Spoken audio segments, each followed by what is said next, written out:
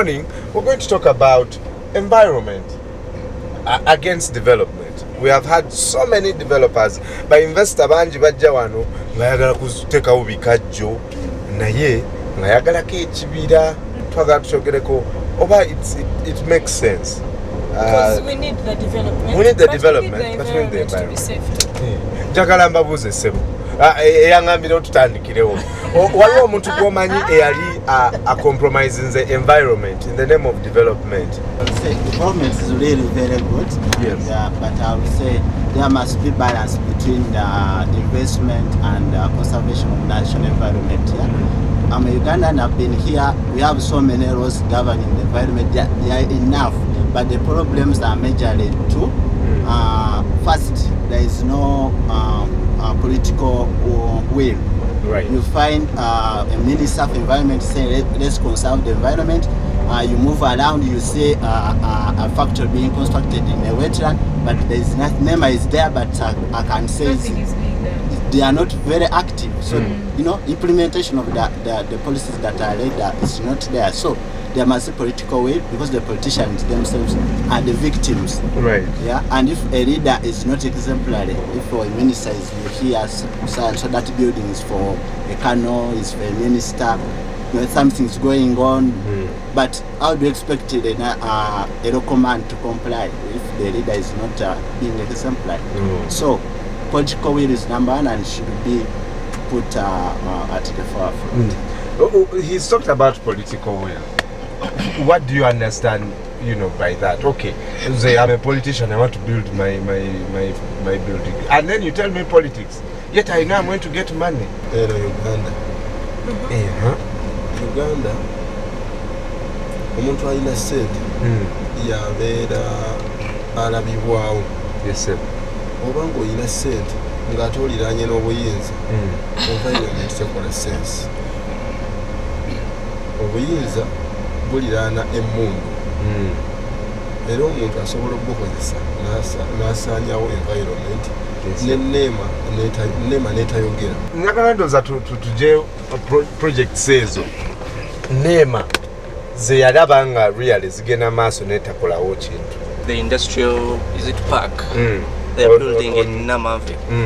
That place used to have okay, it's like they are saying that almost 3/3 of the whole place was cleared out due to the lack of nationalism that people who are in power, it's because they have grown up, they are old, so they don't care about the future generation. Right. It's like they are into the thing for their own selves, so they don't care about the rest. Yeah. Chikuyisa kitya ng'olaba obutone bw'ensi is being compromised, but someone is putting up, say, a 5-star hotel. Development is not a bad thing. Yes. That once development is put in place, measures are also put in place to ensure that all the bad impacts that are coming out of that development are mitigated. But I think we've tried. Now we are reducing on the use of too much oil. We've introduced an electric vehicle. The step has started. But let's watch something from Mr. John Walugema, who is the head of projects from the Uganda National Chamber of Commerce. You should have development that is conscious of the environment. We should not look at a situation where we think that they are mutually exclusive, that development should always be at the cost of the environment, not at all. Previously, you had business people running after profits. Whether you spoil the environment, whether you use slave labor, whether you use prisoners, it doesn't matter so long as you make your profits. Increasingly, the world is saying no, we need fair trade. If you're going to make profits from Uganda, do not spoil the environment. So it is in no way a hindrance, rather it is a safeguard to make sure that the kinds of investments or investors that we have setting up shop here are not setting up investments that are going to have an adverse impact on the environment and on the population. Kale nange ndowooza nti wadde twagala okulaakulana, wadde twagala abasiga nsimbi bajje wano bakole emirimu egy'enjawulo, naye bateekwa okussaamu ekitiibwa ebyobutonde byaffe. Oba olima ebikajjo, kale lima naye ekibira kireke. Oba ozze kola kino, kikole. Oba olima amafuta, lima amafuta, naye ate toyiwa mafuta mu nnyanja. Kale kyongeza kugamba nti wadde twetaaga ebyenkulaakulana bijje naye biteekwa okuba mu nsi nga nayo ebyobutonde birungi, omukka gwossa mulungi, amazzi gonywa malungi, kwegamba ng'embeera yeeyagaza. Sebo, mwami wa Lugemba agambye otunuulira ba investors abajja wabasalawo okusimba ebikajjo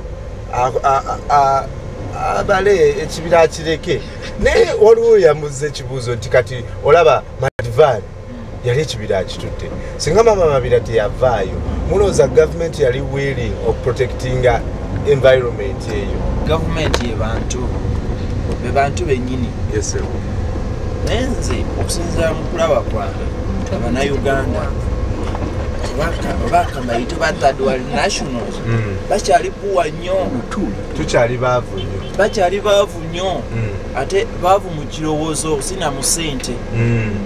Abasinga okubonyabonya environment si bagagabuka n'abaavu.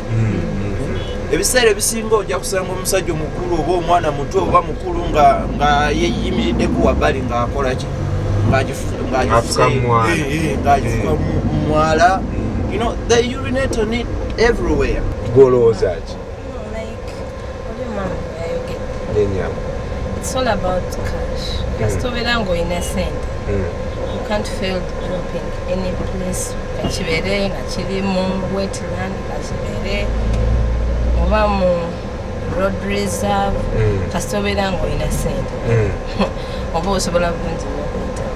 If the government has structures in place and you have money, don't you think that some people are just adamant? They're like, as the environment here, I think waliwo abantu abatakola mirimu gyabwe. Amateeka wegali, the laws are there, naye waliwo abantu abatakola mirimu gyabwe. Kati abantu abalina okukwata environment ne bagirabira nti teyonoonebwa. Abo bennyini nze bempininga because beebase.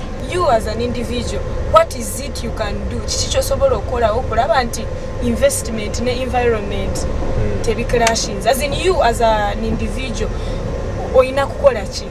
Nga Palestine. Oli mu Palestine?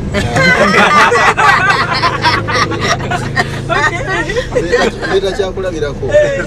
Omupalestine yatendekebwa okuva mu buwere ng'ali ku bbeere nti Omuyisirayiri mulabewo. Kakati kino kyali tandikidde mu maka mwennyini ng'ozaala omwana mu abakyala ng'ali ku mabeere n'omutendeka kale n'omusajja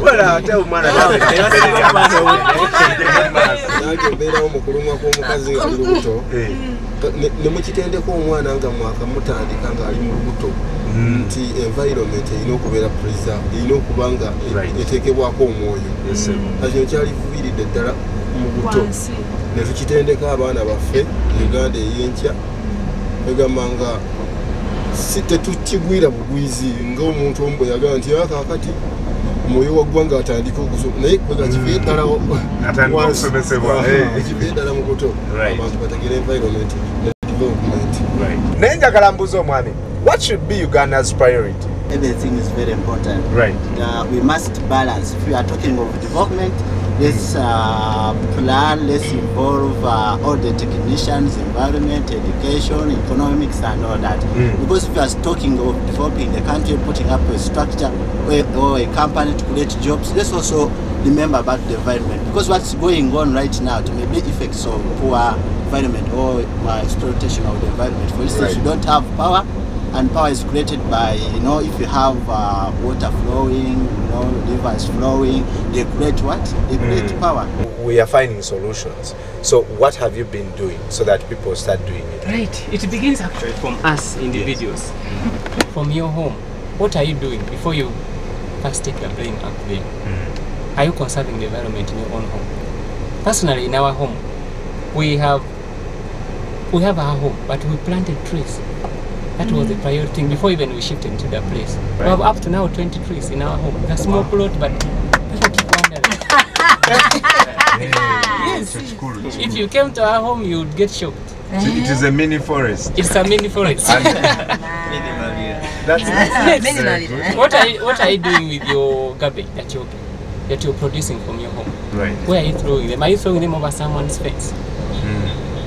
Sort them out. Some people actually dump, you know, the KCC signs. Do not dump here. Dump. Find the dump on the side and cover it. We put them in. We have the solid ones, and then we have this that can decompose. Okay. We put them separate from this attack. Okay. Yes. This is very practical. Yes. Are you single? No, I'm not single. I'm doing that with my wife, and that we are really making it. Fantastic. Sirozo bakesise tukayekaba. Kale kesisi yekabale kweli. Okay, one thing you should know about Bachiga. We have our energy. The natural one. So if I can actually walk to you people this side, the Baganda, the Bachori, the Bahima, you are lazy. For us we are not lazy. We can walk to the dustbin and throw things. Anyway, on a serious note, one thing I've noticed is if you're a lady, actually women know what's wrong with us. You have a big handbag like this, it has a lot of space. Now in your day you got it, sit down. Keep it and throw it away when you get home. It starts with you. Ngomama oyagamba nti omu Palestine ava butonga igirizibwa nti Israel kitandike bwe kityo tuve wansi nga tuyigiriza abaana abakulu abakoze mistake. It's never too late to correct that mistake.